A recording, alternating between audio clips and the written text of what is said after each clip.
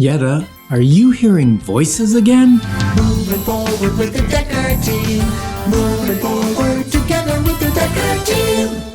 Welcome to another episode of Life's Inside Track. I'm Yetta Decker. And I'm Ken Decker. And we're grateful that we get to share truths, tips, techniques, and thoughts that we all need. We all deserve. You, I, everyone. We get to turn our house into home where our families thrive and we live the best life possible.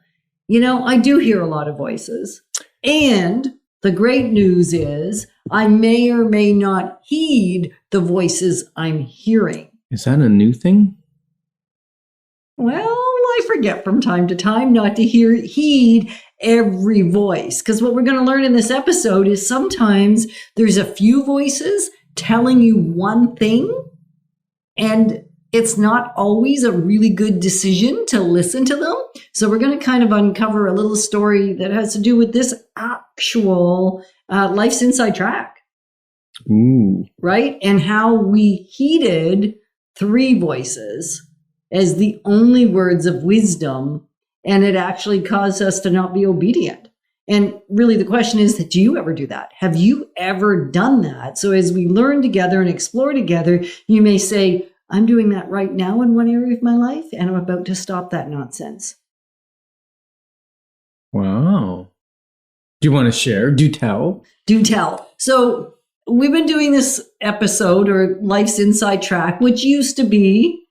Yeah, it used to be called The Inside Track on Real Estate with the Decker team. Right. And even when it was really the Inside Track on Real Estate with the Decker team, about half of the shows were about living in your space, about building generational legacy, about making the most of the house you're in, like making your house home, about how to even maintain it. It wasn't just about how to buy and sell real estate. Really, the first 6 months, maybe it was. And then we realized that we have That's a lot. Boring. Well, A, it's boring. And B, there was a lot more to say, and it wasn't really all we were passionate about. Like our passion in real estate, I wasn't going to share this today, and yet I kind of feel like I'm supposed to. Often new realtors that come into the industry will share how excited they are, how thrilled they are to be in the industry because A, they're going to get some time freedom, they think, which is kind of a funny. They're going to earn a lot of money, which 50% of the realtors that come into the industry leave within the first 2 years. So I'm suspecting they didn't do so well. The third thing they say is, I love real estate. I love houses. I love architecture. I love designing. I love staging. I love the real estate itself. And I'm always a little concerned for them because it's not that you can't love those things. I think that's fantastic. And yet if you don't love the people and love serving the people that you get to work with, because you're meeting people dealing with one of their top few biggest stressors, which is making a move. That's when we tend to meet people, because often attached with the move is one of the other big deals in their life. Maybe they're getting married. Maybe they're having a baby. Maybe there's been a death of the family. Maybe it's the end of a relationship. Maybe somebody's relocating away from family. Maybe there's a new job that's creating stress. Like a lot of those things aren't even happy moments. Some are. Some are retiring and moving to the lake house, and that's kind of fun. So there's lots of fun reasons, and yet it's still a big deal to eliminate all the stuff in your house, depersonalize your house, have people wander through your house. Are they going to steal something? Where do I have to hide my stuff? How am I going to get the dog, the kids, and the cat out of the house? Like it's a big stressor. And then am I going to get the most amount of money for my house, or do I really care? What is it I really want? Am I going to get my right time? So many questions. I bet I just stressed you out. I stressed me out just thinking about it. Me too. Right? And if you don't love the people, it's a hard thing to do. So we realized pretty early in our careers that our passion was helping people, and we couldn't have articulated it then, but really was helping people build generational legacy. So it's not only about buying the house or selling the house, it's about living in the space and making the most of how you live your life. And you know what's one of the most important keys to helping people build generational legacy? When we talk generational legacy, we're not just talking financial. And we're not talking just family. And we're not just talking family, we're talking about the impact that they have on others, how their relationship flourishes, how they make their house a home, because a home is made by the relationships, the communication, the connection, all the stuff that goes on, the people that are journeying life with you. That's important.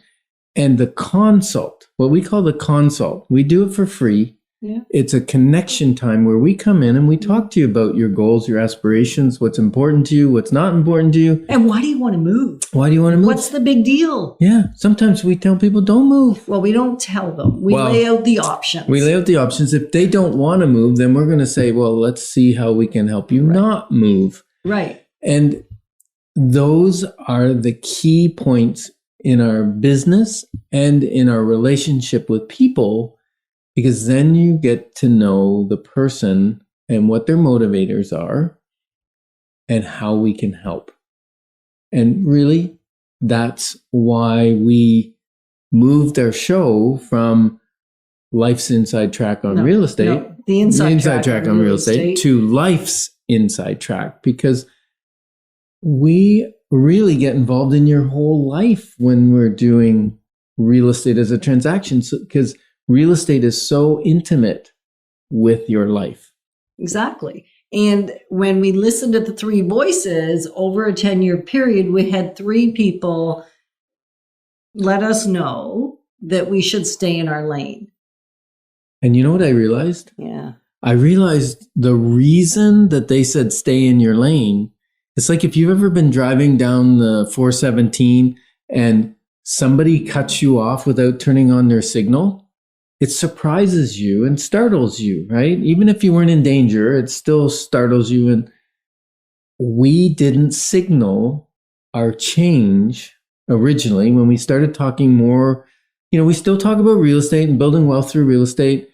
And we've been talking about relationship and physical health and vitality and love with our Lord and all the different aspects of life.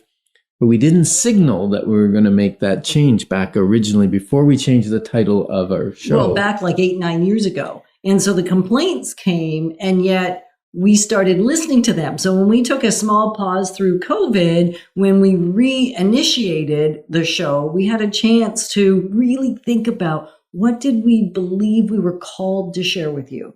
What were we meant to be talking about? And we do talk a lot about selling homes and buying homes and how to prepare homes for market and how to invest in real estate. And those things will always, at this point, be there, because at one point we almost stopped that too, right? Like we got really confused. And so these 3 voices said, get in your own lane. So we decided to separate on our YouTube channel which shows talk about real estate and investing and which shows talk about life. And you do life in your home. So I don't know how you can separate the two. And one of our team members said, I don't know how you separate the two, because they're the same, like they're integrated.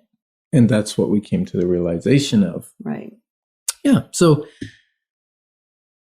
if you're going to listen to someone, which we did, we listened, but doesn't mean you have to take heed of what they're saying. And maybe you need to recommunicate why you do what you do, so that there's buy-in, and you won't be for everybody. Right. Because there is wisdom in seeking counsel. Like, it's so important. And yet not every piece of counsel that you get are you meant to take action on. Mm-hmm.